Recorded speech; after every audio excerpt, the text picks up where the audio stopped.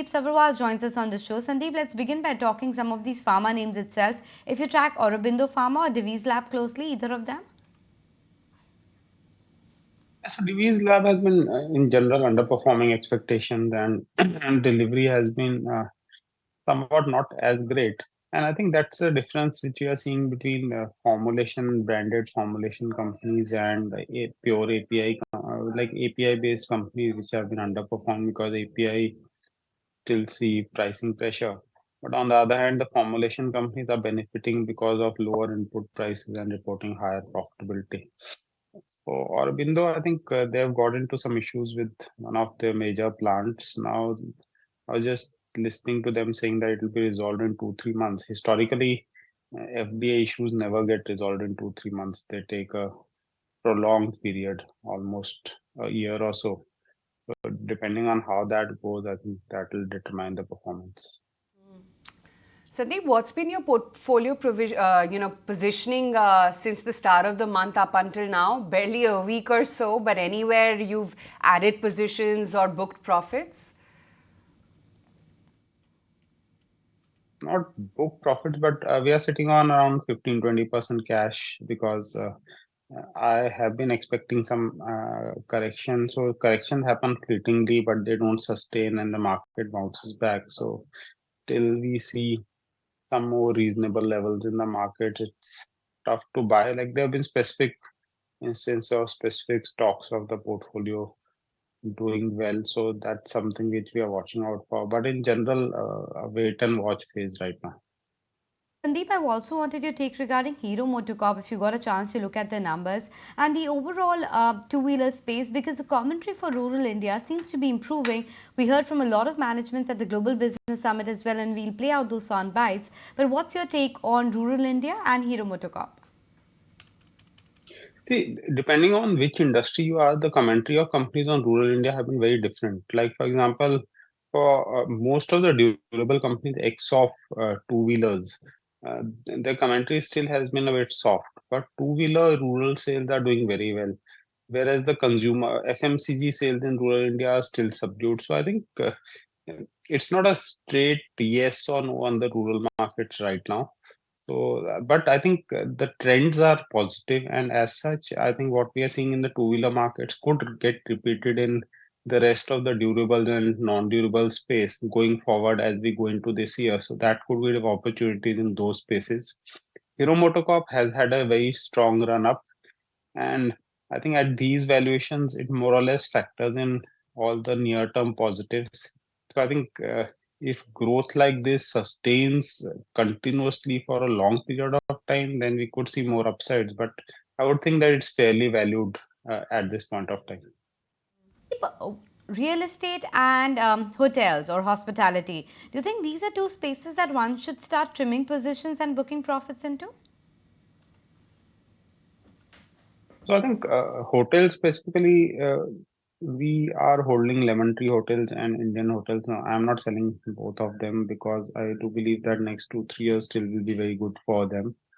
Especially Indian Hotels has a very strong strategy under the current CEO, and I believe they are doing many things which will help shareholders, which includes getting profit out of ancillary businesses, expanding to areas which are underpenetrated, and also moving globally.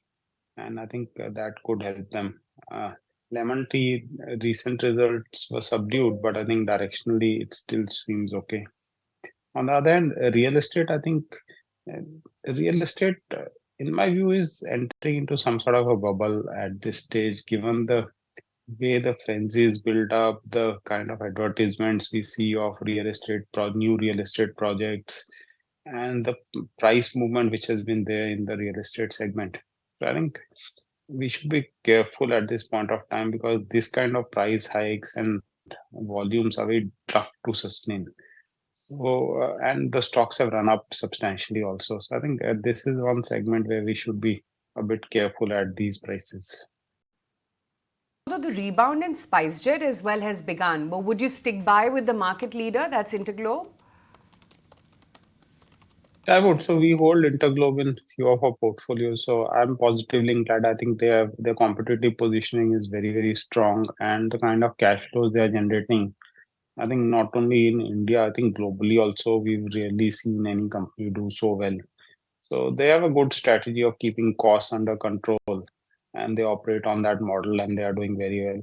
The only risk for Interglobe, as all of us know, at periodic intervals, is that the ex-promoters come to sell a part of their stake periodically every few months, and that creates a depression in the stock.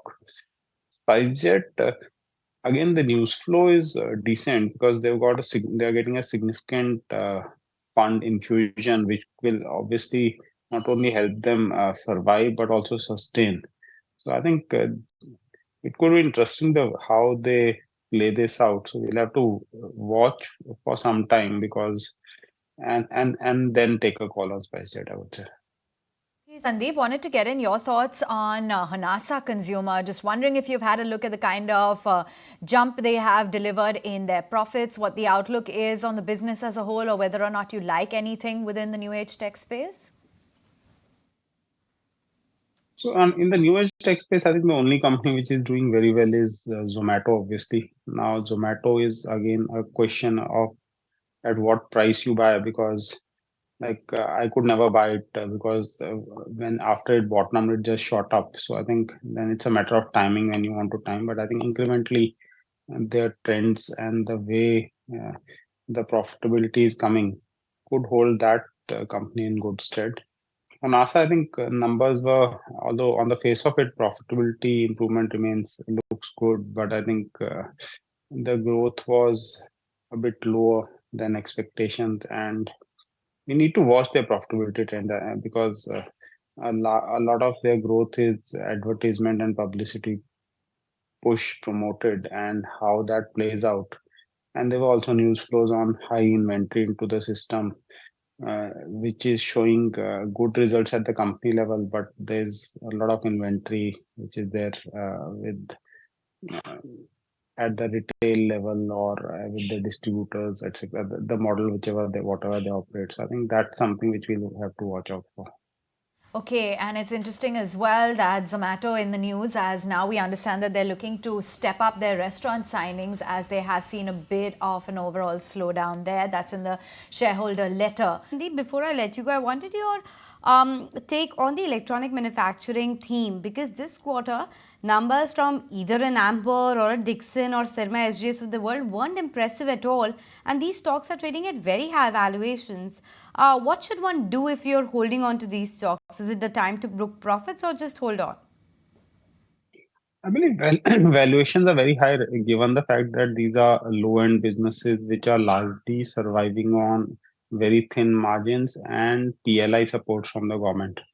So, so I think directionally, given the growth they will show because they get the PLI benefits, could help the stock prices sustain uh, without too much of a correction. But for new buying, I don't think these prices make sense because these kind of businesses shouldn't get 70, 80, or 100 P. Okay, let's move right on then. And thanks very much, Sandeep, for joining in and